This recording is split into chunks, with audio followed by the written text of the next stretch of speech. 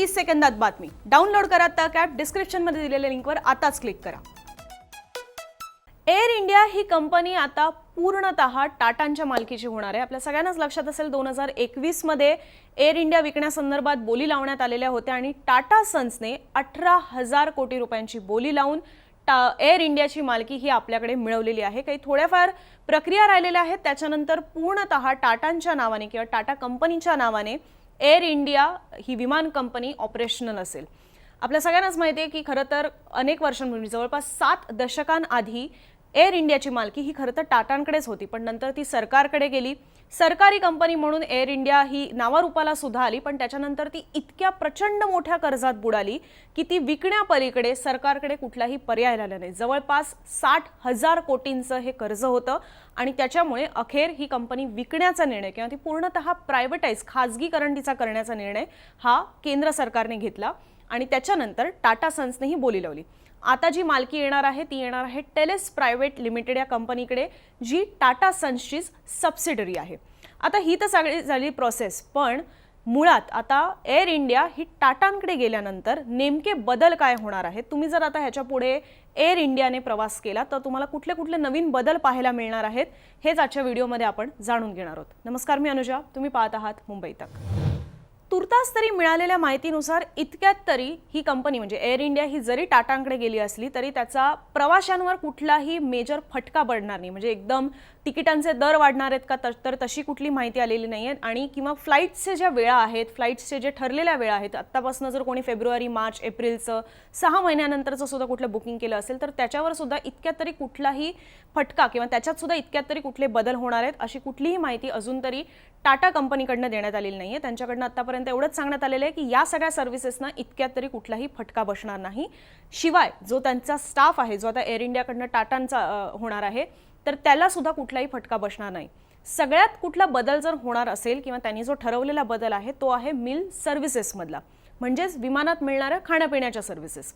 हा meal plan ताज स्टॅट्सकडून बनवण्यात आला आहे. ताज स्टॅट्स ही ताजचीच एअरलाइन्स केटरिंग सर्व्हिसेस आहे. बेवरेज सर्व्हिस म्हणजे जे पेय विमानात दिलं जातं त्यासाठी सुद्धा एक SOP बनवण्यात आलेली आहे, म्हणजे एक मार्गदर्शक तत्व बनवण्यात आलेली आहेत आणि त्यानुसारच प्रत्येक मेजर मील आधी पेय देण्यात यावं असं सुद्धा ठरवण्यात आलंय. यासाठी बिझनेस क्लासमध्ये ट्रॉली वापरण्यात यावी तर इकॉनॉमी क्लासमध्ये बार कार्ट्स वापरण्यात यावं असं सुद्धा सांगण्यात आलंय.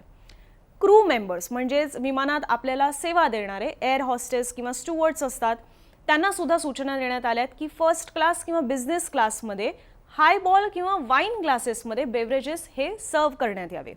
इकॉनॉमी क्लाससाठी चहा कॉफी सर्व करताना मेलामाइन कप्स वापरावे अशा सुद्धा सूचना देण्यात आल्यात. बिझनेस किंवा फर्स्ट क्लासमध्ये न्यूजपेपर्स म्हणजे वर्तमानपत्र, मॅगझिन्स हे टेक ऑफ झाल्या दिले पाहिजेत असं सुद्धा सांगण्यात आलं आणि हेच इकॉनॉमी क्लासमध्ये त्यांच्या सीट्सच्या समोरील जे रॅक्स असतात त्याच्यात सुद्धा वर्तमानपत्र किंवा मॅगझिन्स हे ठेवण्यात यावे, ते असले पाहिजेत असं सुद्धा सांगण्यात आलं. बिझनेस आणि फर्स्ट क्लासमध्ये उशा आणि ब्लँकेट्स हे तर दिले जातातच, पण त्याच प्रकारे जर इकॉनॉमी क्लासमध्ये सुद्धा कोणी ब्लँकेट्स किंवा उशा मागितल्या तर अशा वेळी सुद्धा त्यांच्याकडे 50 ब्लँकेट्स आणि उशांचा राखीव स्टॉक असावा असं सुद्धा सांगण्यात आलंय.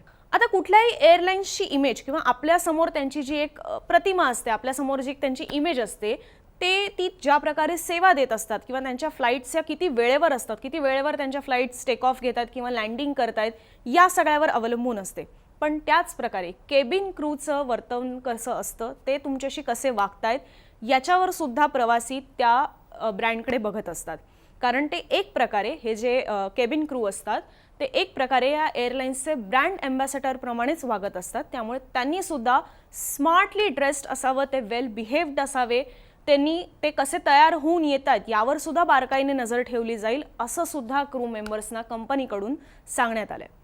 प्रवाशांना प्रवासी म्हणून नाही तर पाहुणे म्हणून बोलवा अशा सुद्धा सूचना क्रू मेंबर्स किंवा फ्लाईट्समध्ये ज्या ज्या अनाउन्समेंट केल्या जातात, जेव्हा फ्लाईट हे टेक ऑफ करत असतं म्हणजे उडत असतं, उड्डाणासाठी तयार होत असतं, तेव्हा कॅप्टन जे असतात, पायलट्स जे असतात ते सुद्धा काही घोषणा देत असतात, ते सुद्धा काही अनाउन्समेंट करत असतात.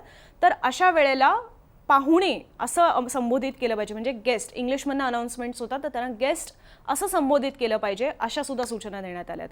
सगळ्यात जर इंटरेस्टिंग चेंज कुठला असेल किंवा इंटरेस्टिंग कुठली गोष्ट असेल तर तो म्हणजे फ्लाइट्समध्ये रतन टाटा यांच्या आवाजात आपल्याला घोषणा ऐकायला मिळणार आहेत. 67 वर्षांनी खरं तर महाराजा एअरलाईन ही पुन्हा एकदा टाटांकडे येते. या निमित्ताने हा खास बदल करण्यात आलेला आहे की टाटांची एक ऑडिओ क्लिप या प्लेनमध्ये लावण्यात येणार आहे. तर हे जे चेंजेस आत्ता सांगितले ते आधीच म्हणजे ऑलरेडी आत्ता मुंबईहून US ला जाणाऱ्या फ्लाईट्स म्हणजे अमेरिकेला जाणाऱ्या फ्लाईट्स असू दे, दिल्ली बँगलोरला जाणाऱ्या ज्या मुंबईहून फ्लाईट्स आहेत त्याच्यात ऑलरेडी या सगळ्या चेंजेसना सुरुवात झालेली आहे. याच्या पुढे सुद्धा आणखी जे चेंजेस होतील ते अर्थातच आम्ही तुम्हाला सांगू. मुळात टाटांचा हा जो प्रवास आहे म्हणजे टाटांकडे ही सगळ्यात पहिले एअरलाईन कंपनी होती, त्याच्यानंतर ती सरकारकडे गेली, एअर इंडिया म्हणून समोर आली आणि त्याच्यानंतर आता ती पुन्हा टाटांकडे आलेली आहे.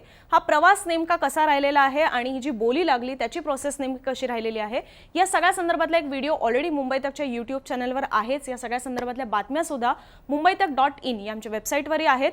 अशाच प्रकारे या वेगवेगळ्या बातम्या वाचण्यासाठी आणि त्यांचं विश्लेषण जाणून घेण्यासाठी मुंबई तकच्या यूट्यूब चॅनलला तुम्ही सबस्क्राईब करू शकता आणि शिवाय फेसबुक, ट्विटर, इंस्टाग्रामवर सुद्धा तुम्ही आम्हाला लाईक, फॉलो आणि शेअर करू शकता.